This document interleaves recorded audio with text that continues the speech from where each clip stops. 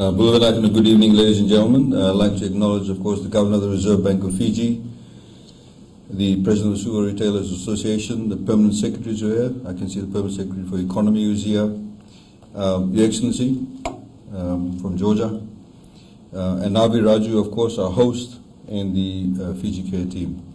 Ladies and gentlemen, I'll be very brief, but essentially to thank, of course, the organizers for the invitation this evening. On Saturday evening, I was actually in Ba, where there's a similar turnout, perhaps not as many people, because Ba is a smaller town. And there was a launch of the Jochen Realtors. He's opening up a branch in Ba. And next weekend, he's opening up in Lautoka. And there was quite a few people who spoke before me, and I did mention to them that one of the issues, of course, regarding real estate is that a lot of people invest in real estate purely for the reason that it's going to appreciate in value. And if it appreciates in value, you have the ability to get a better rate of return, in particular from rental premises, or indeed if you are going to sell the premises. And the way that real estate operates, as you all know, is that there needs to be a particular level of confidence in the market, but more importantly than that, there needs to be stability in the market. The past 18 months to 2 years has been unstable because of the unknown. The reality is that the pandemic has posed a number of problems for us globally and of course domestically for individual countries. Different countries have dealt with it differently. Different countries have had, whether they have had higher rates of infection, low rates of infection, high rates of death, low rates of death. In some countries, for example, the elderly population has been affected dramatically. In others, it's been the more younger population. But the fact of the matter is it has been a very unstable period. We have in Fiji, of course, dealt with that by having a long-term strategic goal. And once the vaccines were developed, even before the vaccines were developed, we were already talking within government as to how to access vaccines. I recall having a number of Zoom meetings where we talked to organizations like the World Bank and various other organizations in anticipation of the vaccines, saying we need to get access.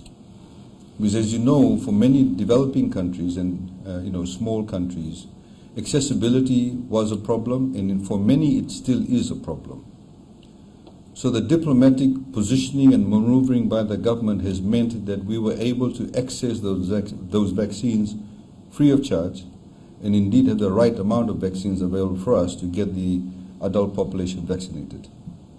So we today are one of the very few countries in the world where over 90% of the entire adult population of this country is now fully vaccinated. We have now started between the ages of 12 and 17 to get vaccinated. Again, using another variant, if you like, or another type of vaccine. There's about 102 to 105,000 citizens in Fiji between the ages of 12 and 17, a substantial chunk of that population. So again, by getting them vaccinated, we'll be building a much bigger buffer in respect of having any spread of this deadly virus. As a result of this, that specific strategy, we were able to open our economy to tourism from the 1st of December. And that, of course, has led to a lot of confidence. And I know, I was talking to your president, he's saying 100% of all the shops have opened up. And it is because of the strategic planning, it is because of the opening of the borders today, we are in that position today. So I would like to urge all of you to please take advantage of it. And as I mentioned in Ba, that those businesses that do the investments or did the investments a few months back or 6 months back were strategic enough to do that, or even if you were to do that now, you'll be able to reap those benefits or reap benefits from it in the next 2 to 3 years' time ahead of many others who actually have a wait-and-see game. I do not need to teach you how to run your businesses, but those people who always position themselves or pre-position themselves will always achieve the maximum benefits. We have provided in this year's budget a significant amount of incentives and tax concessions for those people who want to invest in the long term. So I would urge you to do that. These are some long-term investments. Similarly, there are a number of investments you can do on a short-term basis. And it brings me to the point, I mean, if you see that product that Fiji Care is offering, the $52 a year to provide that type of coverage for your staff will not only give them security, but also help you build a type of relationship with your staff and the level of commitment by your staff that you probably won't get if you weren't able to offer that type of product. So please think about those aspects. The other aspect that I think you need to be aware of also is that the market, the global market, has become phenomenally sensitive to pricing. As you know, there's a number of articles, those of you keep up to date with what's happening. The price of fuel has gone up significantly, completely outside our control. A lot of literature is now coming out that the cost of freight will go up too, before it kind of levels out. So notwithstanding these kind of market influences on the products that you will sell, on the products that you will import, you also have to be aware that you need to be price sensitive to yourself too, for yourself. As we mentioned to the tourism sector, at the moment you have tourists that are looking at, firstly, what are the countries that are safe enough for us to travel to? So there's a particular level of health sensitivity. And you need to be health sensitive too. Various medical protocols that you have to follow. Secondly, if I'm sitting, for example, in Sydney and looking at coming to Fiji, and if I've got a family of 4, I have to do a pre-departure PCR test in Australia. Assuming they charge $250 Australian each, that's $1,000 gone. Then I come to Fiji, within 48 hours I have to do a rapid test. Assuming it costs you $40-50 a pop, there's $200 gone. And before I leave for Australia, going back to Sydney, I have to do another PCR test, so they'll accept me, so I don't have to do quarantine back in Australia. That's another $1,000 gone.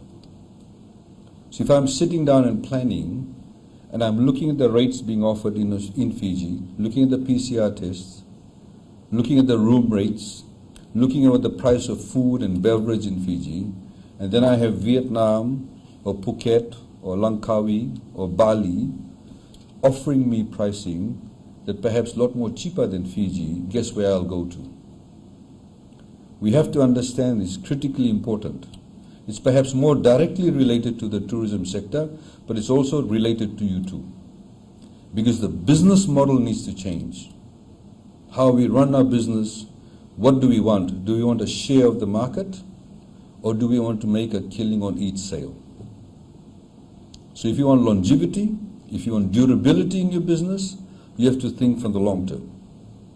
So these things are critically important. And obviously when tourists come to Fiji, some of you may actually have shops in Nandi, or you may have shops in Lautoka.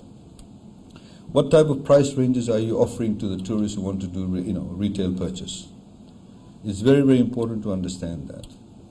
It brings me to the point, and I'd like to thank Avi for this. One of the issues that he did not actually highlight in his presentation is that Fiji Care is currently participating with the Fijian government in the provision of general practitioner services to members of the public. Most of you in this room can afford to go and visit a private general practitioner. If you've got a flu, you'll go to a private general practitioner. A lot of people in Fiji cannot afford to go to a private general practitioner. They cannot pay the $25 or $15, or in some towns $10. So we decided as a measure to ensure that we have less pressure on the public health system, to increase the level of services available to members of the public, we advertised and asked general practitioners who could actually participate in this space and who could offer services to these people, and we will actually pay their fees for them. And just to demonstrate what I was mentioning earlier on, the point I was trying to make. We then received a submission from the General Practitioners College saying, we want to charge one rate. You deal with us as an association and we'll charge one rate. And we said no. Because the cost of running a private GP practice in Bar is far more different to running a private GP practice, say, in Cumming Street. because the rent in Cumming Street is far more than downtown Ba, or Navua, or Lambasa. So we eventually managed to break that monopolistic approach. So today we have about 21 GPs who are participating in that space. Government obviously has not done this before, but we are providing the funding for it. We don't have the expertise. And Fiji Care actually stepped up on the occasion. So for us, they are currently providing for the next 1 year, or for this year, their service is free of charge to us to be able to monitor the invoices that are sent to us by the GPs. And we're very thankful for them, for that corporate social responsibility aspect they filled out. And it's been great help to us too, because it's critically important. We believe in engaging the private sector, whether it's in medical services, whether it's any other type of services. And we need to be able to work and have the acumen of the private sector to be able to ensure that those schemes are run properly. The other aspect, of course, that Fiji Care also worked with us is the Care Fiji app. The Care Fiji app, in fact, is an app that was developed in Singapore. So in the discussions we had with the Singapore foreign minister, we talked about it. They were able to give us the source code for free, and we really appreciate that. I'd like to, again, to put on record how the Singaporeans helped us to access that. And then we worked, our Ministry of Communications and the Digital Fiji team worked with the Fiji Care, and we developed this app that was tweaked to the Fijian circumstances. Similarly, I would reach out to you and say that there are many things that you can also do as an organization. It does not require much investment, but it requires creativity. It requires an understanding that if we are able to achieve some of these outcomes and these objectives, it's for the benefit of everybody. It's for the benefit not just of your businesses, but the overall business environment. So, ladies and gentlemen, I wanted to thank Fiji Care for that, but I also wanted to impress upon you that we have now been given this opportunity where the economy is opened up. We've got, for example, I know some businesses have benefited from the $200 million loan facility that government has provided. The bulk of those loans, in fact, have been disbursed by FDB. BSP and Bread Bank have participated in that, and so has Home Finance. Unfortunately, Baroda, Westpac, and ANZ have not, and I don't have any qualms in saying that publicly.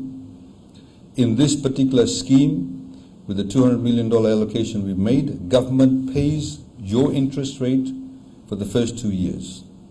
And the principal payment for this particular loan, you don't have to pay for the first 2 years either. So essentially for 2 years, there's no repayment requirement on the business that has the ability to access these loans. To give people the ability to stand on their feet, to provide the working capital, whatever expenses they need to meet from that, and then be able to then forge ahead with their businesses. I'd like to thank all of you who participated in that space. I'd like to, of course, thank all the financial companies that have also participated in that space. I think this is an exciting period. If we are able to forge ahead in the way that we expect, the growth rate obviously next year will be quite high, and the year after that too, because obviously we're starting from a lower base. Our foreign exchange, our foreign reserves, I should say, is in a very healthy space. There is a lot of liquidity in the market. The interest rates are fairly low comparatively. Please take advantage of that. Please take advantage of the various incentives we've provided in the budget, because as I said, those who will actually invest now will be able to reap the benefits when the economy runs ahead at full throttle. And I'd like to also thank the Governor of the Reserve Bank and all the other stakeholders that actually have provide a stable macroeconomic position that we are in. And in the next few months, of course, it will be very critically important for us to be able to ensure that we maintain that stability. And we look forward to working with all the stakeholders, including yourselves. Your president highlighted, it may sound very simple, but things like turning on your lights outside your shop in the evening plays a very critical role. It does not cost that much. But to have your city well lit up, to have your Christmas lights displayed, gives people the confidence. It creates that particular sense of, from happiness to confidence building. When people are happy, people spend. You will benefit. So please think about it from a long-term perspective. There are certain corridors in Suva at night, it's almost pitch dark apart from the street lights. You can contribute by even turning on one light outside your shop, and it will help significantly. Because at this point in time, what we require is that level of input from all the stakeholders, on a very small basis, which will lead to obviously a much bigger change overall. Ladies and gentlemen, I'd like to thank you all for your participation. Thank you for the invitation. Thank you to Fiji Care too. I wish you all a very Merry Christmas and of course a very prosperous and Happy New Year. Naka. Thanks.